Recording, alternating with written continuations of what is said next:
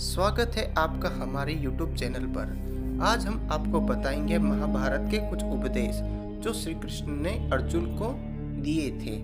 महाभारत में श्री कृष्ण ने अर्जुन को समझाया, अहंकार से बचना चाहिए, कभी भी दूसरों को कमजोर न समझे। अर्जुन और कर्ण के बीच युद्ध हो रहा था। कर्ण के प्रहारों का अर्जुन के रथ पर कोई असर नहीं हो रहा था।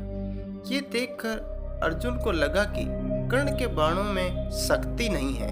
महाभारत के कई ऐसे प्रसंग हैं जिनमें सुखी जीवन के सूत्र बताए गए हैं। अगर इन सूत्रों को जीवन में उतार लिया जाए तो हम कई समस्याओं से बच सकते हैं। यहाँ जानिए अहंकार से जुड़ा महाभारत का एक प्रेरक प्रसंग। इस प्रसंग में श्री कृष्ण ने अर्जुन को समझाया था कि घमंड नहीं करना चाहिए और शत्रु को छोटा न समझे।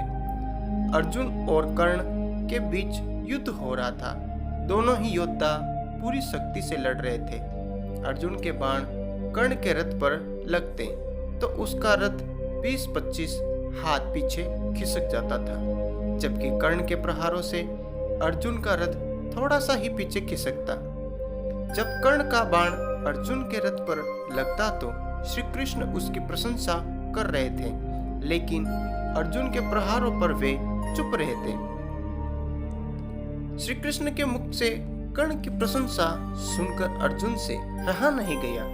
उसने श्री कृष्ण से पूछा कि हे केशव, जब मेरे बाण कर्ण के रथ पर लगते हैं तो उसका रथ बहुत पीछे खिसक जाता है, जबकि उसके बाणों से मेरा रथ थोड़ा सा ही खिसकता है। मेरे बाणों की अपेक्षा कर्ण के बाण बहुत कमजोर हैं, फिर भी आप उसकी प्रशंसा क्यों कर रहे हैं? श्री कृष्ण ने जवाब दिया कि तुम्हारे रथ पर मैं स्वयं बैठा हूँ। ऊपर ध्वजा पर हनुमान जी विराजित है।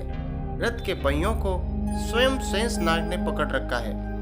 इन सब के बावजूद कर्ण के प्रहार से ये रथ थोड़ा सा भी पीछे खिसक रहा है, तो इसका मतलब यही है कि उसके बाण कमजोर नहीं है। तुम्हारे साथ में स्वयं हूँ और कर्ण के साथ सिर्फ उसका पराक्रम है, फिर भी वह तुम्हें कड़ी टक्कर दे रहा है। इसका मतलब यह है कि कर्ण बिल्कुल भी कमजोर नहीं है। ये बातें सुनकर अर्जुन का घमंड टूट गया। इसलिए कहते हैं कि कभी अहंकारी नहीं होना चाहिए।